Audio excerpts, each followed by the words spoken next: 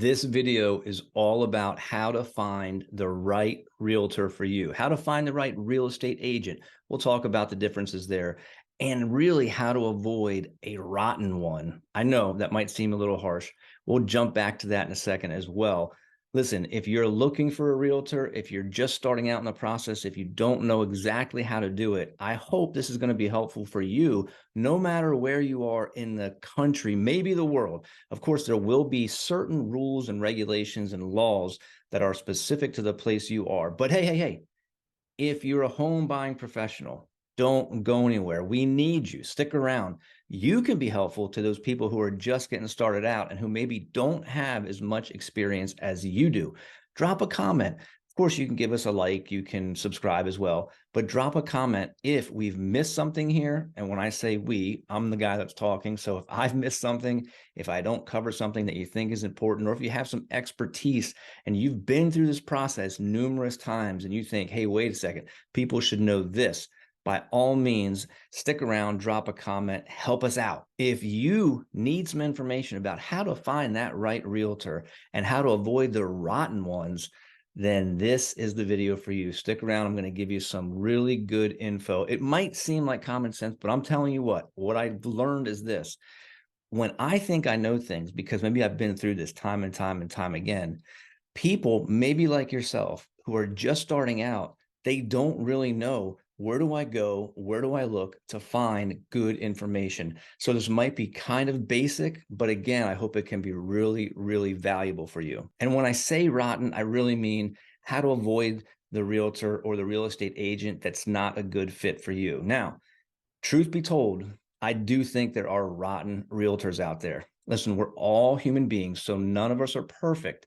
However, there's a difference between being incompetent even, or unethical, or doing things that are illegal. And there are rotten teachers, there are rotten doctors, there are rotten pastors, there are rotten police officers. And then there are some that just maybe aren't as good as others. Hopefully the rotten ones are a really small number. And I'm going to tell you right now, maybe within the first 3 minutes of this video, check the time. There are many, many, many good realtors. If I were not a realtor, if my son David were not a realtor, if my family members were looking for a realtor in the Lynchburg, Virginia area, I have 5, I'll say 4 or 5 that I would feel really confident saying, go talk to this person. And there are a couple, based on my experience, that I would say, stay away from this person. So there are great ones, there are good ones. There's a whole myriad of people out there who fit in different places on the scale. And we want to help you find the right fit for you, because you want the most trustworthy, competent, and best fitting person for you. And that's going to look different for different people, and that's okay. If you do get any value from this video whatsoever, I would greatly appreciate it if you hit that little value thumb right there. Give me the thumbs up. Feel free to subscribe. I'm trying to do videos on a pretty regular basis about Lynchburg, about real estate. So subscribe if you'd like to. And as always, drop us a comment if you have something to add. As I said, this could be helpful to you no matter where you are. I am located in Lynchburg, Virginia, and I work with that little international real estate company called eXp Realty. I can help you if you're coming to the Lynchburg, Virginia area and surrounding areas. I might even be able to help you if you are watching this video for some reason and you're like, JD, I am looking for a place in Colorado or Texas or California or Florida. I do know people, and I'd be happy to connect you to some people that could help you in any of those locations. So some location that's not Lynchburg, feel free to reach out, give me a call, shoot me an email. I'll be happy to try to connect you to the right person for you. But if you're looking in Lynchburg, Virginia, or Charlottesville, down to Danville, over to Farmville and Roanoke, if you'd like to connect with me, I'd love to talk to you to see if we are a good fit. Now, the very first point that you need to know is the broker. Do you know what a broker is? The broker, I just said, I work with that little international real estate company called eXp.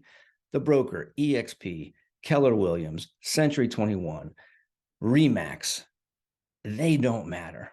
Nobody cares about that. When I say no one cares, I mean the clients, the customer, the person buying or selling the house, generally, they don't care. The agents care because the agents care about splits, about the fees I have to pay, about the tools that are available to me, about ongoing training. The agents care, but you work with the person. You work with the individual. Did you ever wonder what it takes to be a real estate agent? Okay, so first, real estate agent and realtor are two different things.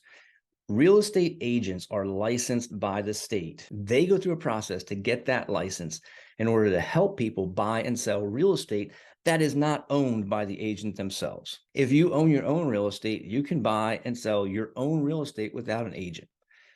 But an agent is someone who's licensed by the state. Now, to be a realtor, you just have to join the National Association of Realtors. And that's how you get that realtor designation. All caps, realtor, not realtor. Realtor, not realtor.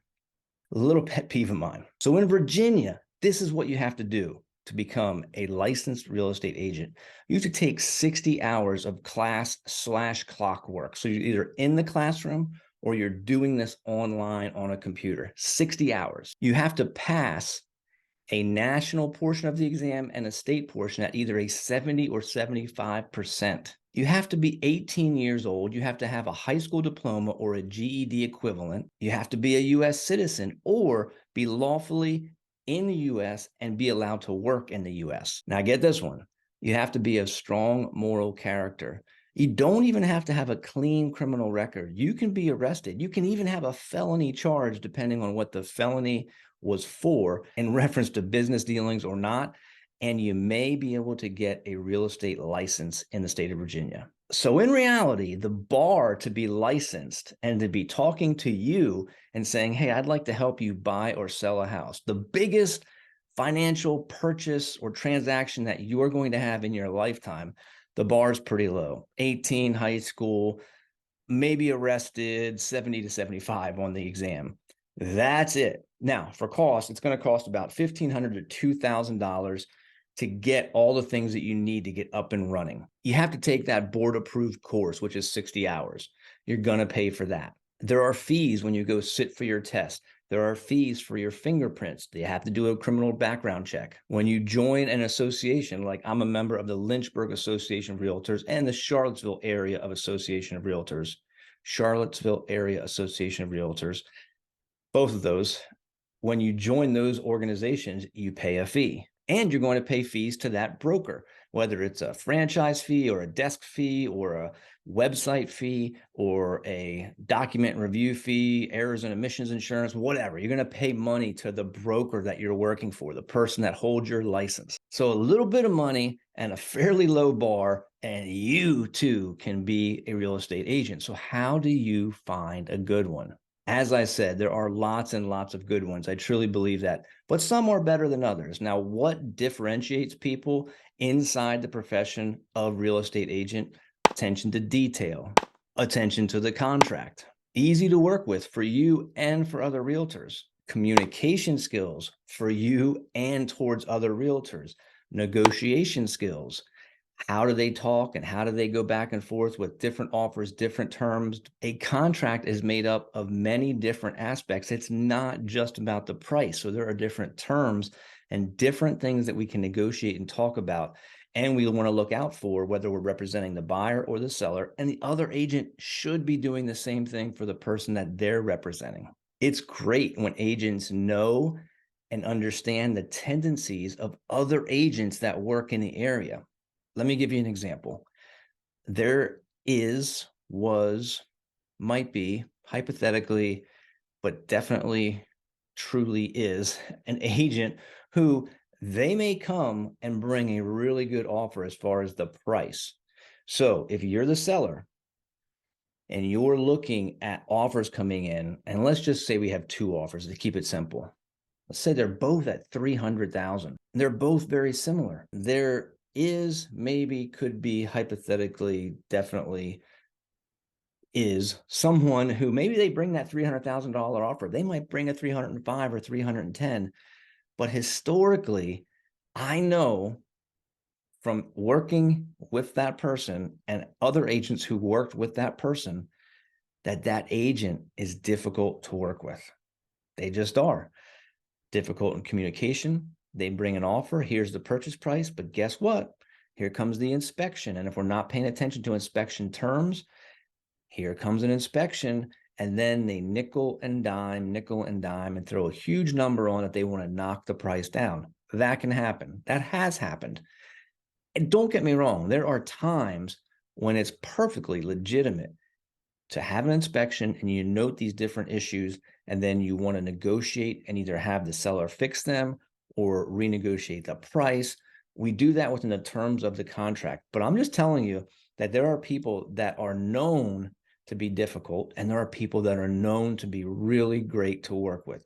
When you text, when you call, they're like, hey, how are you? They respond quickly and they get back to you, and they're doing everything they can to make everything work smoothly. Now, that's the agent on the other side. And if I'm representing you, you may never know that, but I know it. I know that that agent communicates with lenders. They follow through in the process. They're up to date on inspections. They're really good to work with.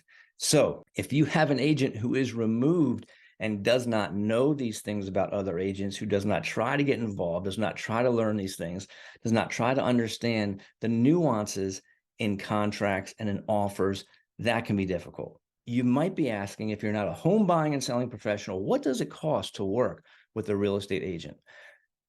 All right, this is not set, fixed, written in law, written in policy, written in regulation. But if you're selling your house and you're hiring a real estate agent, a realtor, or a real estate agent to sell your house, generally you're going to pay about 6% in professional fees, 6% of the purchase price. It can vary. Again, it's not written in stone, but that is the general normal number. I have to be careful how you legally say it. You shouldn't say like this is the standard, or maybe I shouldn't say this is the normal. I'm just telling you that a lot of times you see 6%. It could be 5%, it could be 4%, it could be 2%, depending on if it's your cousin or your aunt or your uncle who's selling for you. They might say, hey, I'll do it for 1% for me, and 3% for the other agent, or 2% for the other agent, or whatever it is. Total, generally close to 6%. That's what you can think of. Your purchase price, take 6% of that. That's generally what you're going to pay in professional fees when you're selling. Now, if you are buying and you have an agent representing you, almost 99.17% of the time, that's not a real statistic. I just made that up. Almost 99.17% of the time, you will not pay your agent as the buyer directly. That money does come from the seller's proceeds. So that seller has priced their house and they understand they are going to pay the buyer's agent some portion of their proceeds. Who gets to pick that? The seller and the seller's agent. So if I'm representing you as the buyer, I don't decide what I get paid. That's already been decided in 99.17% of the time. If it's not been decided, if it's for sale by owner or there's some weird, wacky thing going on, then we talk about it. We discuss it. Anything that happens where you are going to pay money, you are going to talk about it and put it in writing. That's how it should work. So how do you know who's a good fit for you? Research, research, research. And how do you do that? This right here is a good start, this YouTube thing. If you can find someone on YouTube in the area that you want to go, that's a great way to get a look at them and get to know them and see who they are. Look, this is me. You can watch 10 videos, 15 videos, 20 videos, and I can guarantee you that this is who you're going to see. If you don't like me, if you don't like the things you see on the YouTube videos, then I might not be a good fit. There is someone out there who's a great fit for you. So all you need to do is find them, research, check Google reviews, check the track record. If you go out to eat somewhere, maybe you're brand new in a city, or maybe you just want to try something brand new. So you jump on your phone or jump on your computer, and what do? You go to Yelp, you go to TripAdvisor, you go to Google and check the reviews, see what people have to say. Check the reviews of agents. Now, you can check reviews on Google or on those other real estate sites. I will tell you this. If you go to those real estate sites and you say, I want information on this house, and you click on it, they are going to connect you to a random agent, someone who probably pays to be connected to people. That's what they're going to do. Someone that you don't know, someone that you've done no research on, So I would suggest you check those reviews and don't just click on something on a website, but find the right person for you. How about this one? While we're still talking about social media and reviews, go to Facebook, go to Instagram, go to TikTok maybe. I call TikTok TTU, TikTok University. I learned quite a bit on TikTok. But go to those places, check out their Facebook page, check out their Instagram, see if that is a person that you think you'd like to hang out with. Again, look, you're not finding your best friend. I get that. But it's still someone that you're going to work with, maybe for months at a time, someone that you're going to entrust this huge transaction to, as far as looking at the contract, negotiating, communicating. So look at what type of person they are on Facebook, on Instagram. See if you even like them. These are great ways to get some insight into people and to see if you think they're the kind of person that you want to work with. As I said, real estate agents are licensed by the state in which they work. So you can go to that professional website in that state and research and find the licensee by name and see if they've had any problems with the state board. In Virginia, there is a disciplinary action tab where you could type in my name and see if I've had any disciplinary action. It'll pop up there if someone makes a formal complaint and there's been some disciplinary action taken against me by the board. As of right now, you'll find none, but you can do that for anyone that you're going to work with that has a salesperson, real estate license, or a broker license in the state of Virginia. This might seem too simple, but I'm telling you, it's a worthwhile step. Talk to them. Talk to them. Don't just talk to them on the day you want to go out and see a house, but talk to them on the phone, do a Zoom call, get to know them a little bit. Now, what are some things you might want to ask a potential real estate agent who you are going to work with? I apologize for that thing, beep, beep, beeping. What are some things that you might want to ask? What's your background? Okay, maybe you haven't been in real estate for 40 years, and maybe that's okay, because sometimes the people that have been in for 40 years have been doing it the same way and have not learned or progressed or changed at all. Okay, let's do this. Silence. So what's your background? What did you do before you did real estate? Or have you done real estate forever? Why are you a real estate agent? What got you into this business?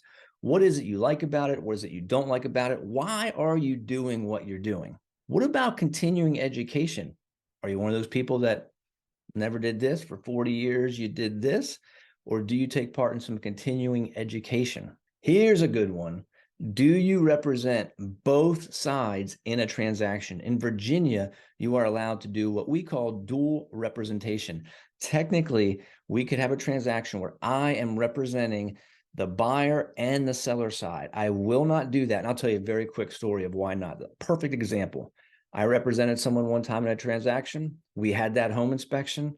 There were some fairly significant things. And they said, I think I should ask for $1,000 in repair credit.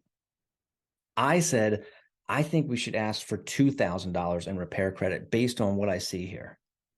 We gave that information to the listing agent. After they talked to the seller, they came back to us and said, guess what? We don't want to give you $2,000. We'll give you $1,000. So we ended up settling on $1,000 credit for the repairs, which my client initially wanted to ask for. The point of that story is, if I was a dual agent and my client, the buyer, said, I want to ask for $1,000.